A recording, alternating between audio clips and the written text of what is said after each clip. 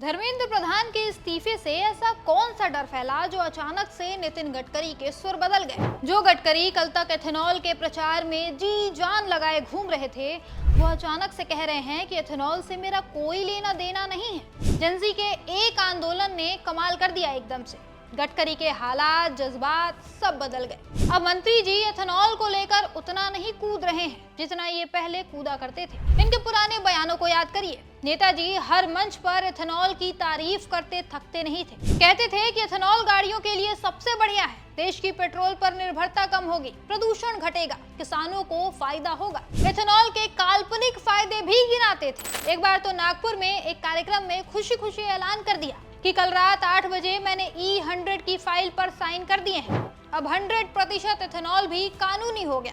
लोग इनका ये बयान सुनकर हैरान हो गए थे कि सड़क परिवहन मंत्री पेट्रोलियम मंत्रालय वाले काम क्यों कर रहे हैं, ये भला एथेनॉल से जुड़ा पेपर कैसे साइन कर सकते हैं। लेकिन गडकरी ने तब सारे सवालों को नजरअंदाज किया, लगे रहे अपने काम में, करते रहे एथेनॉल का प्रचार। एथेनॉल के लिए गडकरी इतने पागल थे कि जो लोग एथेनॉल के खिलाफ बोलते थे उन्हें ये मंत्री जी देशद्रोही और झूठ फैलाने वाले तक कह देते थे। कहते थे कि ये सब तेल कंपनियों के एजेंट हैं, देश का नुकसान चाहते हैं। लेकिन अब देखिए, अचानक से इनकी आंखें खुल गई हैं। एकाएक इन्हें याद आ गया है कि ये सड़क परिवहन मंत्री हैं, पेट्रोलियम मंत्री नहीं। इनका एथेनॉल से कोई लेना देना नहीं होना चाहिए। तो अब ये एथेनॉल से पीछा छुड़ाने की कोशिश में जुट गए हैं। पहले बॉम्बे हाई कोर्ट में कहा कि E20 या एथेनॉल ब्लेंडिंग प्रोग्राम से मेरा कोई लेना देना नहीं है, ये मेरे मंत्रालय के अधिकार क्षेत्र में नहीं आता।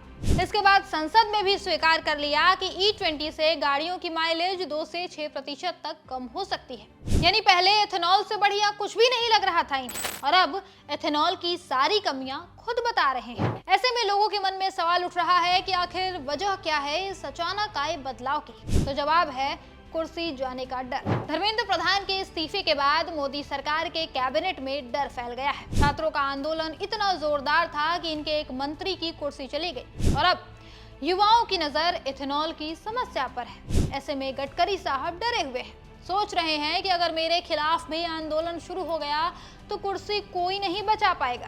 कुर्सी जाने का डर इतना बड़ा है कि पुत्र मोह भी कमजोर पड़ गया। जिन बेटों को फायदा पहुंचाने के लिए नितिन गडकरी लोगों की गाड़ियों के साथ एक्सपेरिमेंट कर रहे थे, अब कुर्सी जाने के डर ने सारा पुत्र मोह खत्म कर दिया है। याद दिला दे, गडकरी के दोनों बेटे निखिल और सारंग एथेनॉल बनाने वाली कंपनियां चलाते हैं, सियान एग्रो और मानस एग्रो। जब से एथेनॉल नीति आई है तब से इन दोनों कंपनियों ने करोड़ों का कारोबार किया है। दोनों ही कंपनियां लगातार प्रॉफिट में रही हैं।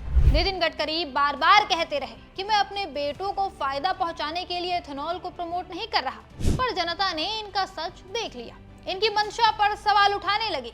अब पहले तो गडकरी साहब इन सवालों को नजरअंदाज करते रहे, पर अब बात जब कुर्सी पर बनाई है तो इन्होंने अपने कदम पीछे हटा लिए हैं। अब ये एथेनॉल से दूरी बनाते नजर आ रहे हैं।